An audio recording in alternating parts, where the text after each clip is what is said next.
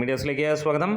ഉണ്ണി മുകുന്ദൻ നായകനായി എത്തിയ Marco red അലേർട്ടിൻ്റെ തരംഗമാണ് സൃഷ്ടിക്കുന്നത്. കേരളത്തിൽ മാത്രമല്ല അന്യ സംസ്ഥാനങ്ങളിലും ആ രീതിയിൽ തന്നെ ഉയർന്ന റെഡ് അലേർട്ട് അലകൾ അടിക്കുന്നതായി നമുക്ക് കാണാൻ കഴിയുന്നു. ബാംഗ്ലൂരിലെ കളക്ഷൻ അല്ലെങ്കിൽ ബാംഗ്ലൂരിലെ തിരക്ക് നോക്കുമ്പോൾ വൈകുന്നേരമുള്ള എല്ലാ ഷോകളും ഓറഞ്ച് അലേർട്ടാണ്. ഇന്ന് 100ന് മുകളിലുള്ള ഷോകളാണ് ബാംഗ്ലൂരിലുണ്ടെങ്കിൽ ഒട്ടുമിക്ക 90% ഷോകളും ഓൾമോസ്റ്റ് ഫുള്ള് എന്നുള്ള ലെവലിൽ തന്നെയാണ്. ഇപ്പോൾ ഈവനിങ് ഷോസ് നോക്കുമ്പോൾ എങ്ങും ടിക്കറ്റ് ഇല്ല എന്നുള്ള ഒരവസ്ഥയുമാണ് സിനിമയ്ക്ക് മുന്നോട്ട് പോകുന്നത്.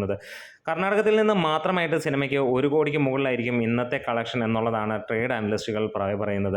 ആദ്യ ദിനം സിനിമ നേടിയത് 10,80,00,000 രൂപയ്ക്ക് മുകളിലാണെങ്കിൽ രണ്ടാം ദിവസമായപ്പോഴത്തേക്ക് അത് ഏകദേശം 25 കോടിക്ക് അടുത്തേക്ക് എത്തുകയും മൂന്നാം ദിവസമായ ഇന്ന് ഞായറാഴ്ച എല്ലാ സ്ഥലത്തും തരംഗമാകുന്ന ഒരു കാര്യമാണ് കാണാൻ കഴിയുന്നത്. ഇന്നത്തെ കളക്ഷനോടെ 40-45 കോടിക്ക് മുകളിലായിരിക്കും കളക്ഷൻ വരാൻ പോകുന്നത്.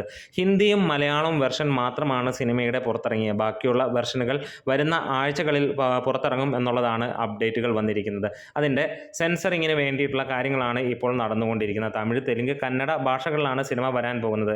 എന്താണേലും കർണാടകത്തിലും ഭീകരമായിട്ടുള്ള ഒരു ബുക്കിംഗ് ആണ് സിനിമയ്ക്ക് ലഭ്യമായിരിക്കുന്നത്. തിങ്കളാഴ്ചയും ഇതേ രീതിയിൽ തന്നെ ആയിരിക്കുമെന്നുള്ള പ്രതീക്ഷ തന്നെയാണ്. ഇനിയും വരാൻ പോകുന്ന അവധി ദിവസങ്ങളാണ് നമ്മളുടെ മുന്നിൽ നിൽക്കുന്നത്.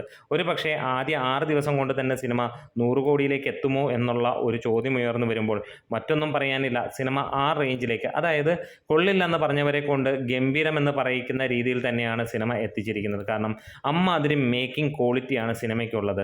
ഒരു നിവൃത്തിയുമില്ലാത്ത ആദ്യമായിട്ടാണ് ഇങ്ങനെയൊരു മലയാള സിനിമ കാണാൻ തന്നെ കഴിയുന്നത്. ഇതുവരെ നമ്മൾ ഈ ഒരു റേഞ്ചിൽ ഒരു മലയാള സിനിമ വയലൻസോടെ കണ്ടിട്ടില്ല. അത് തന്നെയാണ് സിനിമയുടെ ക്വാളിറ്റി. എന്താണെങ്കിലും കർണാടകത്തിൽ തീ തുപ്പുകയാണ് സിനിമ.